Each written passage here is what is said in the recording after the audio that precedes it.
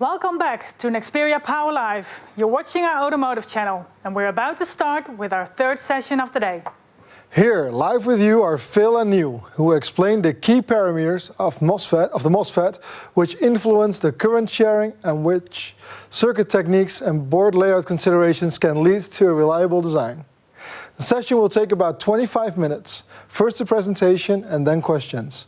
Questions are anonymous, and you can ask your question using the question pane on the right-hand side of your screen. So please go ahead and ask your questions to our experts or share your own experience and insights. And with that, I'll hand over to Phil and Neil to begin. Gentlemen, the floor is yours. Thank you very much. Hello everyone, and welcome to this seminar on paralleling power MOSFETs. My name is Phil Ellis. I'm a Principal Applications Engineer in the Automotive Business Group of Nexperia, based in Manchester in the UK. Hello, my name is Neil Massey. I'm an International Product Marketing Manager, also in the Automotive Group, based in Manchester in the UK. So today, we'll be giving you an overview of the paralleling of MOSFETs. We'll be talking then about the parameters and the influence each of the parameters have on the dissipation. We'll talk about circuit optimization to help in paralleling, also the PCB layout influence, and then finally we'll finish with a summary. Okay, with the increase in power in today's automotive and industrial applications, such as motor drive and battery protection, the paralleling of MOSFETs has become more commonplace. Using the example of the motor control circuit shown, we have three MOSFETs in parallel. And in an ideal world, we would want the MOSFETs to turn both on and off at the same time, lending to both current and power to be shared equally at 33%. However, in reality, this will not be the case. And Phil will discuss in more detail the parameters to look at. Thanks, Neil. So there are three key MOSFET parameters to look at. The first MOSFET parameter to consider is the spread in the threshold voltage. Typically, this is a value of about 3 volts with a minimum of 2.4 and a maximum of 3.6 volts. This is as you see it in the data sheet. So here's an extract from the data sheet. This is the worst case minimum to maximum spread, and it's unlikely that you would ever see that in practice. With Nexperia T9 technology, this spread has been reduced compared to earlier technologies, with a view to improving the paralleling performance. We have evaluated the performance based on SPICE simulation, and this is supported by some lab measurements. Only the variation of the threshold voltage is considered in this part of the simulation. All other parameters remain at the typical values. We will consider 3 MOSFETs in parallel in a half-bridge application, which is switching a mainly resistive load. M1, as you can see here, is the lowest threshold device. M2 has a typical threshold voltage, and M3 is the highest threshold device.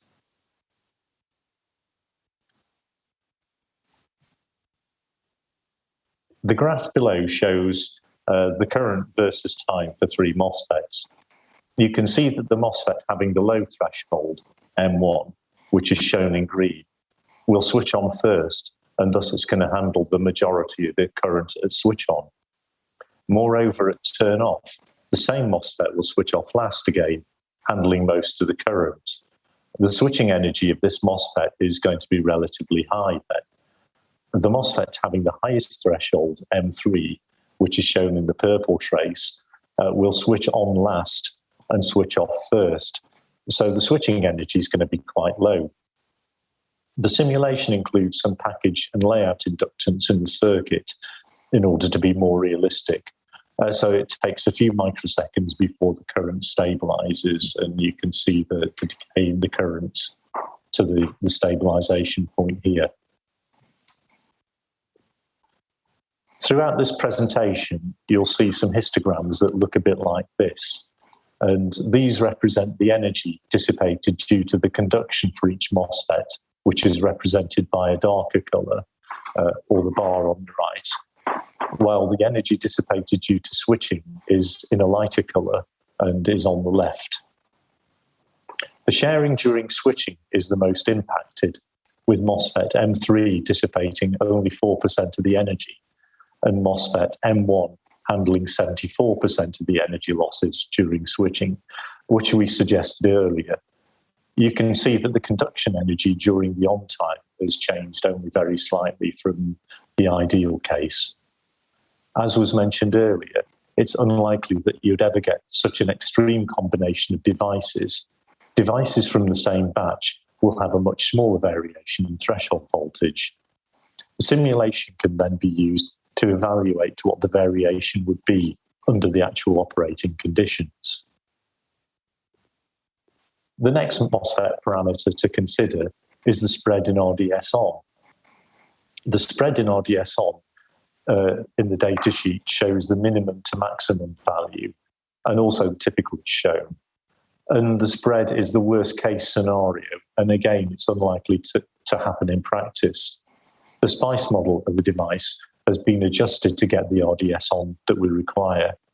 Only the variation of RDS on is considered in this case, and all other parameters are typical. The graph shows the current versus time for the three MOSFETs. You can see that the three MOSFETs turn on the same current because they have the same threshold. But the current soon diverges to the levels that you'd expect from the RDS on. As can be seen, the MOSFET having the lowest RDS on, which is M1, will need to handle more energy, and vice versa for M3, which has the highest RDS on. Both sharing during conduction and switching are impacted, but not too significantly. The next MOSFET parameter to consider is the spread in gate charge. The spread in gate charge is the datasheet minimum to maximum. We've also shown the typical. This again is the worst case scenario, and it's unlikely that you would ever see it happen in practice.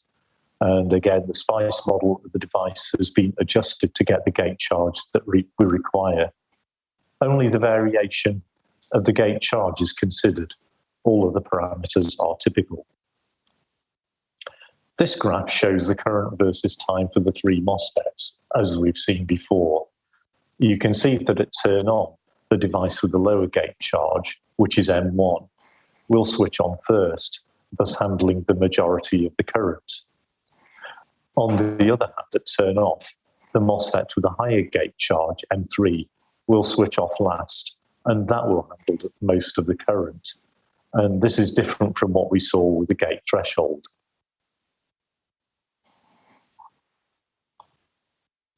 If we look at the bar chart for the sharing of switching energy and conduction energy, then you can see that the switching is most impacted, while the conduction has only changed marginally.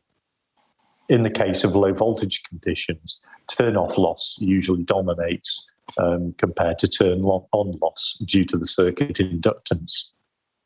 And now we'll have a look at changes which can be made to the components in the gate drive circuit, which can influence the parallel behavior, in particular regarding the gate charge spread. So this exercise involves splitting the gate resistor from a simple resistor per device, as you see here, to a localized low-value resistor close to the gate of each MOSFET with a common resistor that you see here. Doing so will counteract the spreads, especially of gate charge, and it will improve sharing, mainly during switching. It is important to keep the localized resistance as low as possible. So this is the value here, shown 3.9 ohms in this case.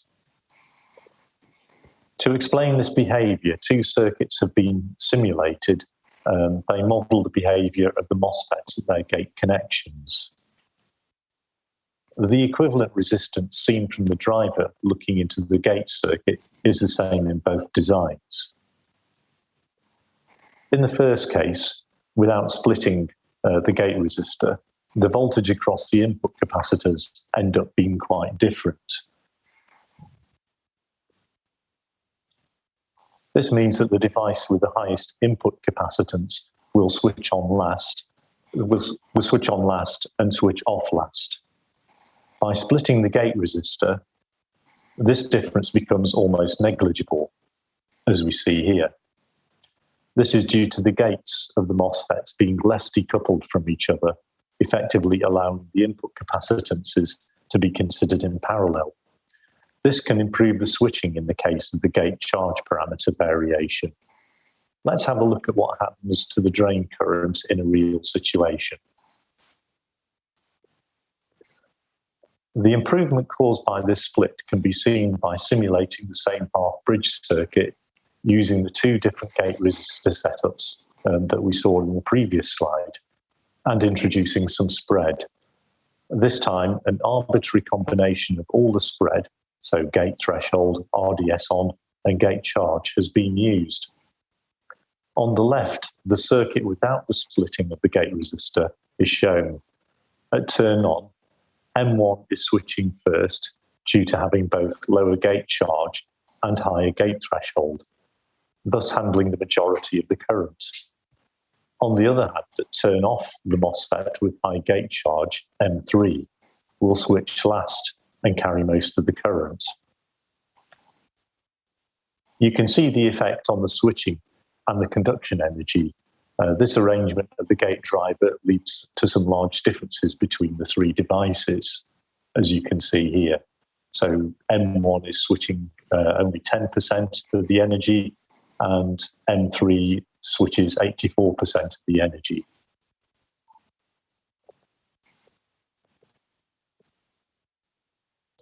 On the right is the arrangement with the modified gate drive. The improvements are noticeable both at turn on, where the peaks are now almost identical, and at turn off. At turn off, the peak current through M3 has reduced from around 150 amps down to about 100 amps.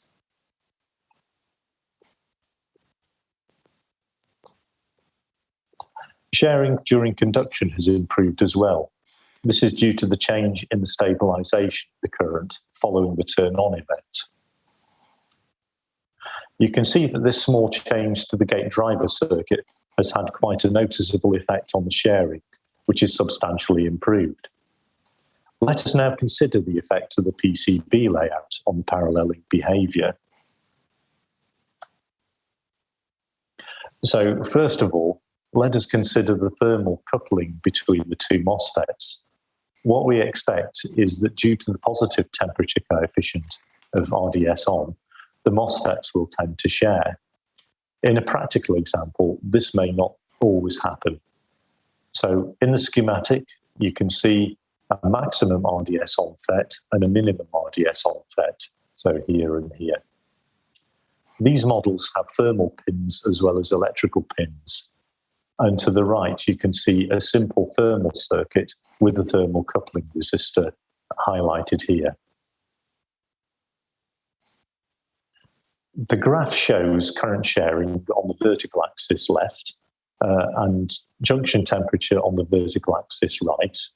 And on the horizontal axis, it shows the thermal coupling resistance here. M1 is shown in green, and this is the minimum RDS on device, and M2 is shown in orange. This is the maximum RDS on device. The solid line represents current, and the dashed line represents the junction temperature. You can see that as the MOSFET becomes thermally decoupled, then the current tends to share better, but it doesn't tend to totally balance. However, you will notice that the temperatures diverge quite a lot, and you need to be careful that the 175 degree limit is not exceeded for the junction temperature. Therefore, good thermal coupling between parallel MOSFETs is essential, which means that you need to use common drain connections on the copper planes with lots of copper around. Let's next consider the effect of the PCB layout design on the sharing. In this layout example, a half bridge consisting of 3 parallel MOSFETs is shown. M1, M2 and M3 are the parallel low-side devices, and M4, M5 and M6 are the parallel high-side devices. The top side copper of the PCB is shown. You can see the phase node at the top of the PCB, and you can also see the DC positive connection at the bottom of the view. The source connection for the low-side MOSFETs is brought from the bottom layer through some via holes here, here, and here. All the MOSFETs are considered to be identical in this simulation. The simulation that we're looking at is of current density in the PCB tracks, and we've used SC Stream software from Cradle in order to do this. In this picture, the 3 low-side devices are active. Current is flowing from the phase node through the MOSFETs and into the ground. So you can see the current going through the source of the MOSFETs here and coming from the terminals of the phase here. The current density looks reasonably uniform for all 3 MOSFETs. In this picture, the 3 high-side devices are now active instead, and the current density looks less well balanced due to the layout. The device on the left will take more current. So we could use the simulation tools to improve the current sharing due to the design of the PCB layout. I'll now hand back to Neil to give the summary. Thank you, Neil. Thanks, Phil. Okay, so what we've learned today is there are some key MOSFET parameters that you need to think about when paralleling. The first and most important one is the gate threshold voltage. Then it's the RDS on, and finally the gate charge, or QG, has the least influence on the behavior overall. Circuit layout should also be considered, so optimizing thermal coupling is important, and the current path should be balanced whenever possible, and we recommend the use of simulation tools to help in this. For more details, Nexperia have a new paralleling application note, the AN5005, that's available now. Coming soon is an interactive application note where you'll be able to do some circuits yourselves to have a look at the effects. And all of this information is available on the Nexperia website, www.nexperia.com. Thank you for your time today and attention. I think we're now available for questions. Okay, thank you for your attention, everyone. Great. Thank you very much, gentlemen. And I'm happy to hear you're available for questions, because we have a couple of questions already coming in here. So, the first one, does the gate source voltage of a positive or negative temperature coefficient, does the gate source voltage have a positive or a negative temperature coefficient? Sorry for that. Okay, if I understand the question correctly, does this mean the gate threshold voltage have a positive or negative temperature coefficient? The gate threshold has a negative temperature coefficient. So if we have a typical MOSFET of about 3 volts at 25 degrees, this is defined where the MOSFET will conduct 1 milliamp under certain conditions. And as the temperature increases, then this voltage will decrease so that you will get the same current at a lower applied voltage. So one thing that you may have to watch out for is in a gate drive circuit which doesn't quite pull the MOSFET gate down to 0. And with especially logic level MOSFETs, this could prove problematic in that at high temperatures you may not turn off the MOSFET properly. For standard level MOSFETs, like the ones we've been looking at in the presentation, this shouldn't be such a problem. Okay, and then the follow-up on that one is that will variation from switching converge or diverge as they heat up? Right, that's a good question.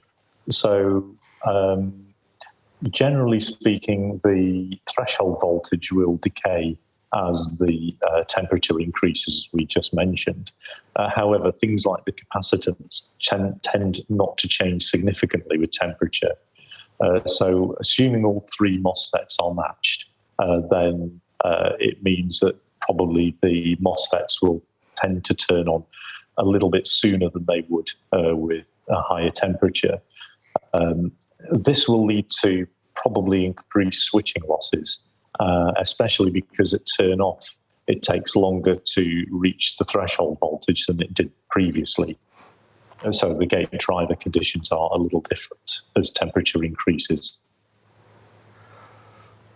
Okay, thank you.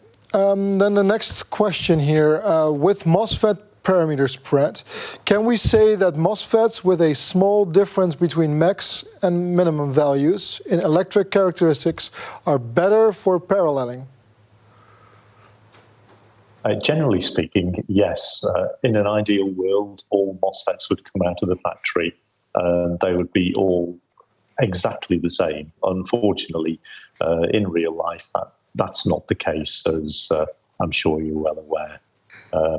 But what we have tried to do with our more recent generations of MOSFET technology is to do things like tighten up on the RDS on spread and the gate threshold spread. We're also tightening our control of the gate charge as well. So we're moving towards the more ideal situation. Okay. Then the next question for you guys. Does the internal R gate affect choice of the external R gate when splitting gate drive resistors? And is this parameter generally defined on our data sheets? The RG parameter is defined on our data sheets. Usually it's quite a low value already. And to some extent, you're right, it does help with the sharing. However, you can further improve the situation by adding a small external resistor on the gate. What you'll also find is that if the resistor is, say, a surface mount type and it's mounted very close to the gate, then this can also stop parasitic oscillations from occurring. Okay. Next question. For QG spread, does it get better or worse as devices heat up? QG spread generally remains the same with temperature. The only thing that changes is the gate threshold and the RDS on. Gate charge is determined by capacitance inside the MOSFET, and this is largely determined by things like the trench depth and the gate oxide thickness. These are reasonably independent with temperature.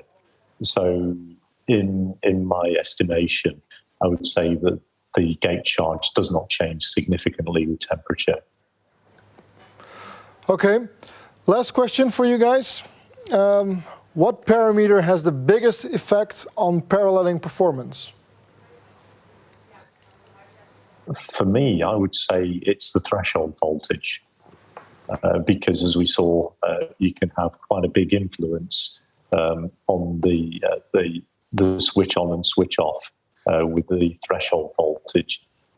So if you remember back to one of the earlier slides, with the MOSFET with the lowest threshold, this will turn on first, but it will also turn off last. So this is going to have an impact on both turn-on switching loss and turn-off switching loss. So you get a double whammy effect with it.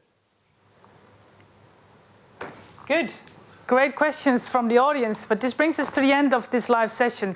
So thank you, Phil and Neil, from our office in Manchester. And if you want to know more about paralleling MOSFETs, you can follow the resource link underneath the screen or chat to one of our power experts that are available online in the chat box. Please stay around. Our next live session on how to achieve extra efficiency and reliability in LED drivers or solenoid drives by choosing the most suitable power diode will start after a short break.